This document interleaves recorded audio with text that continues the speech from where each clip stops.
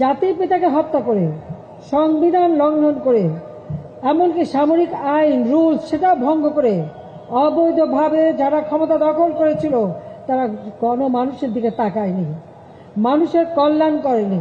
তারা ছিল লুটপাট, জনগণের ভোট চুরি, হ্যাঁ না ভোটের মাধ্যমে কিভাবে চুরি করবে এই চুরি করাটাই তাদের ছিল কাজ। তারা বাংলাদেশের মানুষের কোনো ভাগ্য পরিবর্তনের কাজ করেনি। এটাই হচ্ছে দুর্ভাগ্যের বিষয়। সেই কাজ যদি করতো অনেক আগে বাংলাদেশ উন্নত হতে পারত, কিন্তু তারা সেটা জানতোই না। তারা এসেছিল ক্ষমতাকে ভোগ করতে।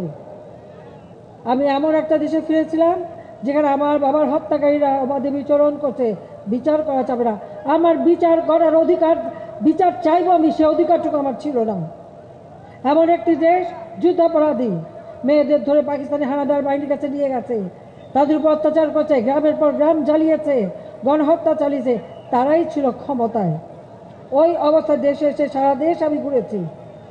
আমি দেখেছি কিভাবে জনগণের ভোট চুরি করে, ক্ষমতায় কুক্ষিগত করে, জনগণের অধিকার জনগণের হাতে ফিরে দেওয়া, জনগণের গণতান্ত্রিক অধিকার ফিরে দেওয়া এবং তারই মাধ্যমে আর্থসামাজিক উন্নতি করা, এটাই ছিল আমার লক্ষ্য।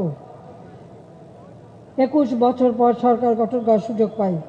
তখন থেকেই চেষ্টা করেছি এই দেশকে এগিয়ে নিয়ে যেতে, কিন্তু বারবার আপনারা দেখেছেন চক্রান্ত হয়েছে। 5টা বছর ক্ষমতায় ছিলাম, বিদ্যুৎ উৎপাদন বাড়িয়েছিলাম, সাক্ষরতার হার বাড়িয়েছিলাম, 40 লক্ষ মেট্রিক টন খাদ্য ঘাটতি তা পূরণ করে 26 লক্ষ মেট্রিক টন খাদ্য গোলায় মজুদ রেখে 2001 সালে বাংলাদেশের ইতিহাসে প্রথম শান্তিপূর্ণভাবে ক্ষমতা হস্তান্তর করেছিলাম। 2001 সাল নির্বাচন আমাদেরকে ক্ষমতা আসতে দিল না। কেন দিল না? দিল না এই কারণে, বাংলাদেশের একমাত্র প্রাকৃতিক সম্পদ গ্যাস। ওই আমেরিকা প্রস্তাব করলো গ্যাস বিক্রি করতে হবে, কারণ আমেরিকার কোম্পানিরা এখানে গ্যাস উত্তোলন করে। আমি বলেছি আমি গ্যাস বেচবো না, এই গ্যাস আমার জনগণের গ্যাস, এই গ্যাস জনগণের কাজে ব্যবহার হবে।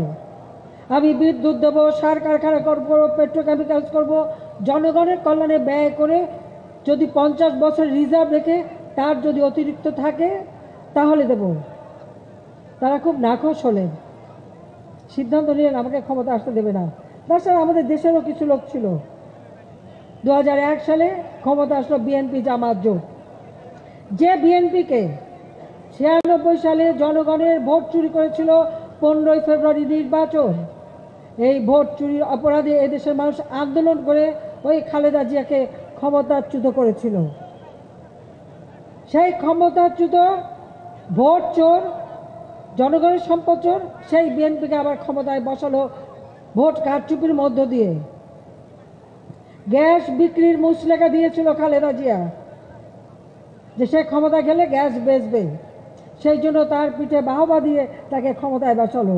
রেজাল্ট কি? জঙ্গিবাদ, সন্ত্রাস, দুর্নীতি, দুঃশাসন। আমি বলেছিলাম যে খালেদা জিয়া গ্যাস দিতে পারবে না, কারণ গ্যাস পাবেই না। আসলে পায়নি, দিতে পারেনি, এটা হলো বাস্তবতা।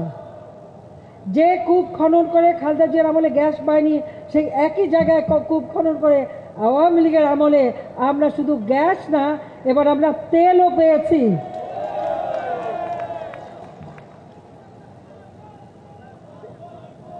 আল্লাহ যখন কাউকে কিছু দেয় সেটা জন বুঝেই ধন দেয়, এটা হলো বাস্তব কথা। তারা জন বুঝে দেয়, এটাই আল্লাহর কাজ। আল্লাহ জানে ওদের কাছে দিলে সব নয়ছয় করবে, আর আওয়ামী লীগের হাতে পড়লে জনগণের কল্যাণে কাজে লাগবে। ঠিক কিনা বলেন? আমি ঠিক বলছি? কাজে আপনারা দেখেন বিএনপি আজকে কি করছে। আমরা যখন উন্নয়নের কাজ করছি তখন তাদের কাজ হচ্ছে আগুন দিয়ে মানুষ পোড়ানো। কোনো মানুষের মধ্যে মনুষ্যত্ব বোধ থাকলে